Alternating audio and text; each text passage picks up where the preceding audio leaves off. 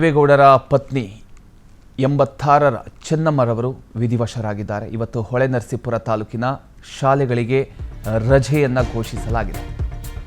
ಪ್ರಾಥಮಿಕ ಪ್ರೌಢ ಹಾಗೂ ಕಾಲೇಜುಗಳಿಗೆ ರಜೆಯನ್ನು ಘೋಷಣೆ ಮಾಡಲಾಗಿದೆ. ರಜೆಯನ್ನು ಘೋಷಿಸಿ ಹಾಸನ ಡಿಸಿ ಲತಾ ಕುಮಾರಿ ಆದೇಶ ನೀಡಿದ್ದಾರೆ. ಅಂಗಡಿ ಮುಂಗಟ್ಟುಗಳು ಸ್ವಯಂ ಪ್ರೇರಿತ ಬಂದ್ ಆಗಿದ್ದಾವೆ. ಯಾವುದೇ ಅಹಿತಕರ ಘಟನೆ ನಡೀಕೂಡದು ಅನ್ನುವಂಥ ವಿಚಾರಕ್ಕೆ ಸಂಬಂಧಪಟ್ಟ ಹಾಗೆ ಮುನ್ನೆಚ್ಚರಿಕೆ ಕ್ರಮವನ್ನು ಕೂಡ ಕೈಗೊಳ್ಳಲಾಗಿದೆ.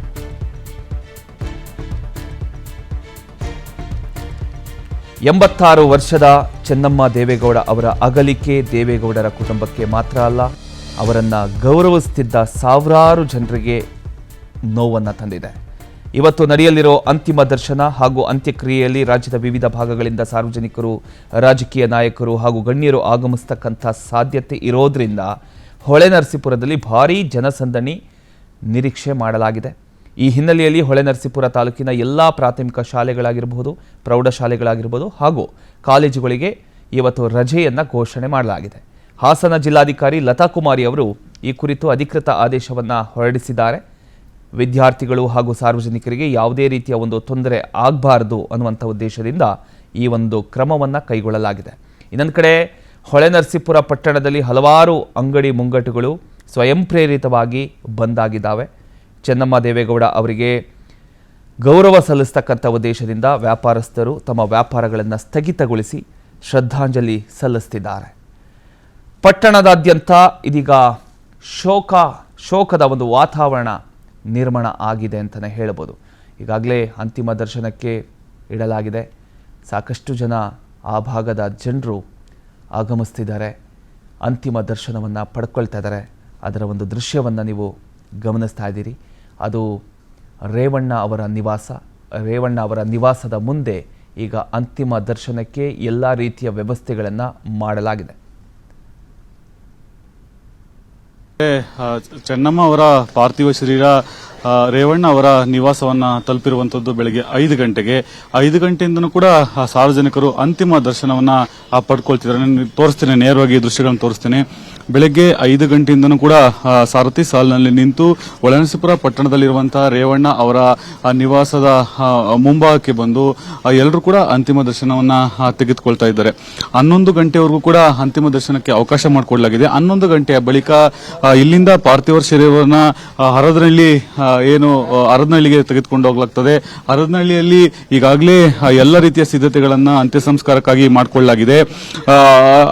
ಏನು ಮಧ್ಯಾಹ್ನ 1 ಗಂಟೆಯ ನಂತರ ಅಂತ್ಯ ಸಂಸ್ಕಾರವನ್ನ ಮಾಡಲಾಗ್ತದೆ. ಹಿಂದೂ ಒಕ್ಕಲಿಗ ಸಂಪ್ರದಾಯದಂತೆ ಅವರ ವಿಧಿವಿಧಾನಗಳನ್ನ ನೆರವೇರಿಸಿ ಅಂತ್ಯ ಸಂಸ್ಕಾರವನ್ನ ಮಾಡಲಾಗ್ತದೆ.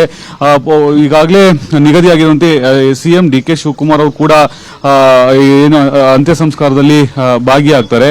ಜೊತೆಗೆ ಅನೇಕ ಗಣ್ಯರು ಕೂಡ ಕೇಂದ್ರ ಸಚಿವರಾದಂತಹ ಪ್ರಹ್ಲಾದ್ ಜೋಶಿ ಅವರು, ವಿ ಸೋಮಣ್ಣ ಸೇರಿದಂತೆ ಅನೇಕ ಕೇಂದ್ರ ಸಚಿವರು ಜೊತೆಗೆ ರಾಜ್ಯ ಸಚಿವರು ಕೂಡ ಭಾಗಿಯಾಗ್ತಿದ್ದಾರೆ. ಒಂದ್ ಕಡೆ ಸಾರ್ವಜನಿಕರು ಕೂಡ ಬೆಳಗ್ಗೆಯಿಂದನೂ ಕೂಡ ಸಾಕಷ್ಟು ಸಂಖ್ಯೆಯಲ್ಲಿ ಬಂದು ಚೆನ್ನಮ್ಮ ಅವರ ಅಂತಿಮ ದರ್ಶನವನ್ನ ತೆಗೆದುಕೊಳ್ತಾ ಇದ್ದಾರೆ. ಒಂದ್ ಕಡೆ ನೋಡ್ತಾ ಇರಬಹುದು, ಈಗಾಗಲೇ ಬೆಳಗ್ಗೆ ಸಿಟಿ ರವಿ ಸೇರಿದಂತೆ ಅನೇಕರು ಬಂದು ಅಂತಿಮ ದರ್ಶನವನ್ನ ತೆಗೆದುಕೊಂಡು ಹೋಗಿದ್ದಾರೆ.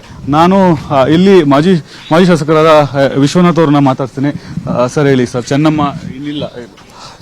ಚೆನ್ನಮ್ಮ ಇದ್ದಾರೆ, ಯಾಕೆಂದ್ರೆ ಚೆನ್ನಮ್ಮ ಹೋಗಕ್ಕೆ ಸಾಧ್ಯನೇ ಇಲ್ಲ. ಯಾಕೆಂದ್ರೆ ಅವರು ಮಾಡಿದ ಧರ್ಮ ಕಾರ್ಯಗಳು, ಅವರು ನಡ್ಕೊಂಡ ರೀತಿಗಳು, ಅವರು ಈ ಬರೀ ಹಾಸನ ಜಿಲ್ಲೆ ಕರ್ನಾಟಕ ಮಾತ್ರ ಅಲ್ಲ, ರಾಜ್ಯಕ್ಕೆ ರಾಷ್ಟ್ರಕ್ಕೆ ಕೊಟ್ಟಂತ ಒಂದು ಕೊಡುಗೆ ದೇವೇಗೌಡರು ಅಂತ ಒಂದು ದೊಡ್ಡ ಶಕ್ತಿಗೆ ಚೇತನನೇ ಚೆನ್ನಮ್ಮ ಸಾಮಾನ್ಯ ಮಹಿಳೆ ಅಲ್ಲ, ಆಕೆ ಒಂದು ದೇವತೆ ಇದ್ದಂಗೆ.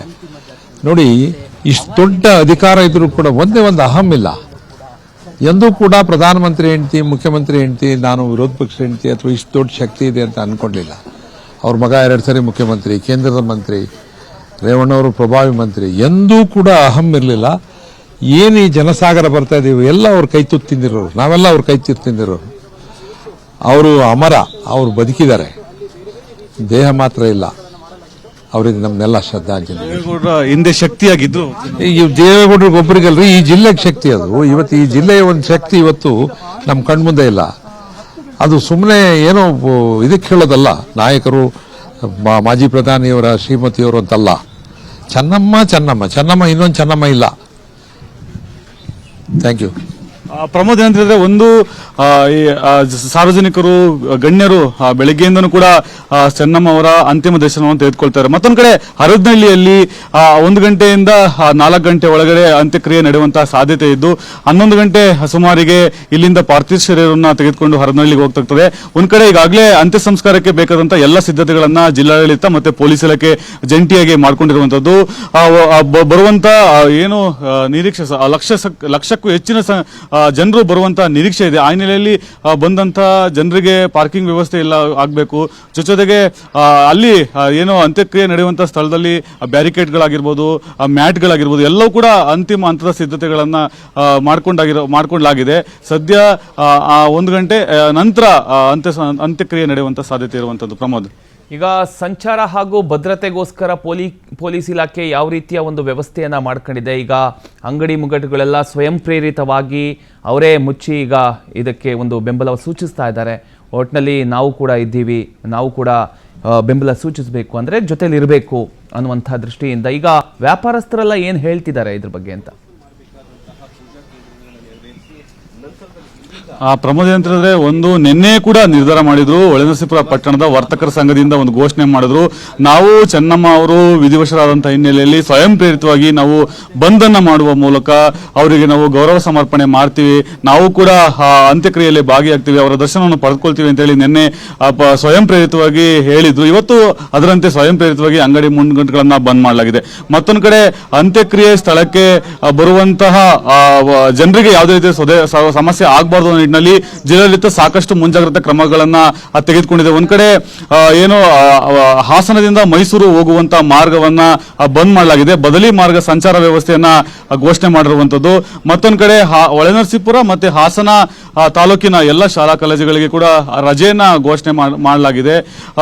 ಜಿಲ್ಲಾಡಳಿತ ಎಲ್ಲ ರೀತಿಯ ಮುಂಜಾಗ್ರತಾ ಕ್ರಮಗಳನ್ನು ತೆಗೆದುಕೊಳ್ಳಲಾಗಿದೆ. ಜೊತೆಗೆ ಪೊಲೀಸ್ ಬಂದೋಬಸ್ತ್ ಅನ್ನ ಒದಗಿಸಲಾಗಿದೆ. ಯಾಕಂದ್ರೆ ಏನು ಹೋಗುವಂತ ಹರದನಹಳ್ಳಿಗೆ ಹೋಗುವಂತ ರಸ್ತೆ ಇರಬಹುದು, ಜೊತೆಗೆ ಹೊಳೆನರಸೀಪುರ ಪಟ್ಟಣಕ್ಕೆ ಬರುವಂತ ರಸ್ತೆ ಇರಬಹುದು, ಜೊತೆಗೆ ಏನು ಅವರ ನಿವಾಸ ಇದೆ, ನಿವಾಸದ ಮುಂಭಾಗ 4-5 ಕಡೆಗಳಲ್ಲಿ ಬ್ಯಾರಿಕೇಡ್ಗಳನ್ನ ಹಾಕಿ ಸಂಚಾರ ವ್ಯವಸ್ಥೆಯನ್ನ ಡಿವೋಷನ್ ಮಾಡಲಾಗಿದೆ. ಜೊತೆಗೆ ಹರದನಹಳ್ಳಿಗೆ ಹೋಗುವಂತ ಮಾರ್ಗವನ್ನು ಕೂಡ ಸಂಪೂರ್ಣವಾಗಿ ಕ್ಲೋಸ್ ಮಾಡಿ ಅವಶ್ಯಕತೆ ಇದ್ದಂತ ವಾಹನಗಳಿಗೆ ಮಾತ್ರ ಬಿಡ್ತಿರುವಂತದ್ದು. ಜೊತೆಗೆ ಪಾರ್ಕಿಂಗ್ ವ್ಯವಸ್ಥೆಯನ್ನು ಕೂಡ ಮಾಡಿದ್ದು, ಪಾರ್ಕಿಂಗ್ ವ್ಯವಸ್ಥೆಯಲ್ಲಿ ವಾಹನಗಳನ್ನು ನಿಲ್ಲಿಸಿ 500ರಿಂದ 1 ಕಿಲೋಮೀಟರ್ ಅಷ್ಟು ನಡ್ಕೊಂಡು ಹೋಗುವಂತ ವ್ಯವಸ್ಥೆಯನ್ನು ಕೂಡ ಜಿಲ್ಲಾಡಳಿತ ಮಾಡ್ಕೊಂಡಿರುವಂತದ್ದು. ಪ್ರಮೋದ್, ಥ್ಯಾಂಕ್ ಯು ನಿಮ್ಮೆಲ್ಲ ಮಾಹಿತಿಗಾಗಿ. ಪ್ರತಾಪ್.